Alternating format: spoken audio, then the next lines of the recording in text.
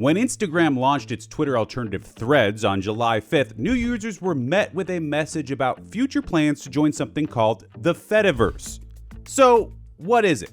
The fediverse is a collection of decentralized platforms where users can interact and communicate across a host of different sites. To get a better understanding, let's take a look at the way mainstream social media sites like Twitter, Facebook, and even LinkedIn work today. In order to participate in LinkedIn, you have to have a LinkedIn account. You can only connect to other people on LinkedIn, and all of your content kind of stays on LinkedIn, everything you post, everything you talk about. And that is a very centralized system because it's really closed off from the rest of the world. Evan Prodromo is an entrepreneur and technologist who led a team that helped develop ActivityPub, the backbone of the fediverse. Some would even call him the godfather of the fediverse. Father of the fediverse, godfather of the fediverse. It is a long tradition. We've had distributed systems for the internet for a long time. I stand on the shoulder of giants. A lot of people already understand this concept but don't know that they do because it's the exact same concept as email. Ross Shulman is a senior fellow for decentralization at the Electronic Frontier Foundation, a nonprofit that works to defend civil liberties in the digital world. You know, when you say, I'm going to send an email to my cousin who works at a school somewhere, he's got a .edu address, right? I'm on Gmail, say, for example, the two servers, there are two different servers. One is, whatever, columbia.edu or whatever, and one is gmail.com. And those two servers are each, their own separate entities, and they talk to each other using a common protocol. And they exchange these little text messages that we call email. In the case of the fediverse, users on microblogging platform Mastodon can like, follow, and share content from other federated platforms, including video platform PeerTube and WordPress. This allows users to theoretically have a single account and feed in the fediverse. To date, Mastodon has been the most successful fediverse platform, receiving a lot of attention after Elon Musk took over Twitter and users looked for other options. There are a number of players in the technology space who have had to depend on Twitter for quite a while, right? And as Twitter becomes less of a dependable partner for them, and they no longer have the same kind of arrangements, relationships. So classically, say the API for Twitter, the terms have changed quite a bit.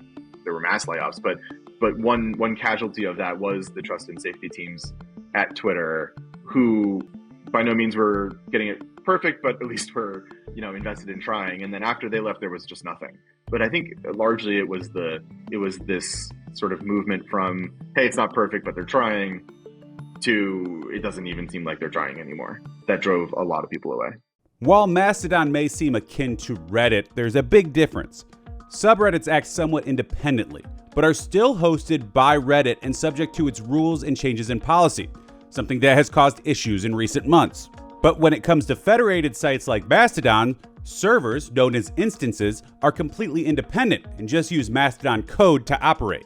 So there's the Mastodon code base, which is the server, the computer code that runs the server, which is open source and anybody can host on any machine that they want to, as long as it's internet connected, obviously. And then there's Mastodon.social, which is the entity that runs one of the Mastodon instances out there, but doesn't have any control over any of the other ones. But not everyone is happy about Threads' plans to join the fediverse. A group of instance moderators have signed the anti-Meta Fedi Pact, saying they will block any Meta-owned instances. A great part of the fediverse is that we've built those controls in so those people can have the Fedi Pact and just say, hey, we're not going to have anyone from Threads who can follow us, right?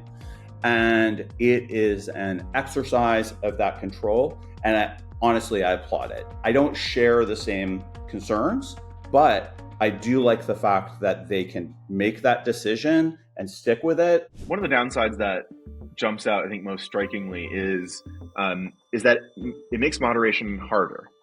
It doesn't make it impossible, but it makes it harder. What we tend to see is that those servers that effectively don't have enough moderation to stop that kind of problem from happening very quickly get sort of like blacklisted from the rest of the fediverse. It is really up to the individual service providers to set the rules for how their users are allowed to post and also what kind of stuff they're willing to have come in. So they do have kind of a border control, right? Where it's like, hey, we don't want to have sexual content on our site, right? Which is traditional for like Instagram.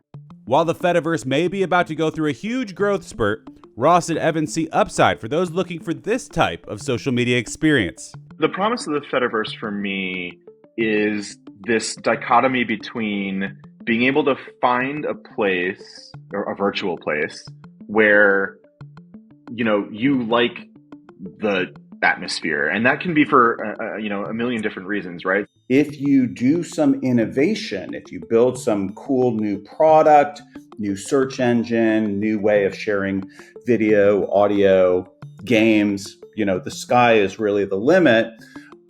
You launch it and you've got a audience of tens of millions, or coming soon, hundreds of millions of people who can start using it on day one. At this time, it's unclear when Threads will officially make the leap and become part of the Fediverse. Thanks for watching. We know that Americans' trust in media is near an all-time low. That is why Straight Arrow News is on a mission to bring you unbiased, fact-based reporting. To make sure that you get the journalism that you trust, like and subscribe to Straight Arrow News below. And to catch all of our content, go to our website, straightarrownews.com.